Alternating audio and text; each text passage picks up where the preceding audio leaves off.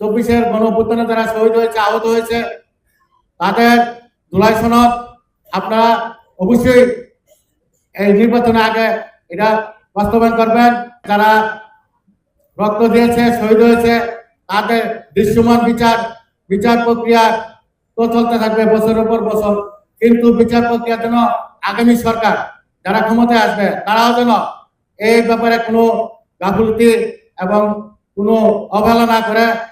মৌলিক সংস্কার কিছু আছে, যে মৌলিক সংস্কার না করলে নির্বাচন হয় না।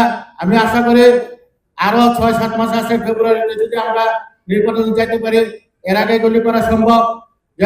যে সমস্ত জিনিস করে না করলে নাই হবে, সেই জিনিস বাস্তবায়ন করে আপনারা আগামী ফেব্রুয়ারি মাসে আমি আশা করি আমাদের এই গণতন্ত্রের জন্য নির্বাচন অত্যন্ত অপরিহার্য।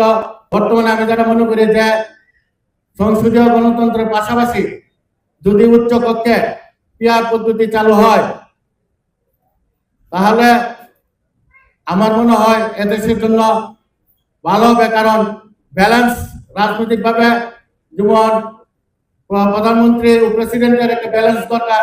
24-এর যে আন্দোলন, এদেশে মানুষ এই আন্দোলনের মাধ্যমে মুক্তি পেয়েছে। স্বৈরাচার শেখ হাসিনা তার দলবল নিয়ে পালিয়ে যেতে বাধ্য হয়।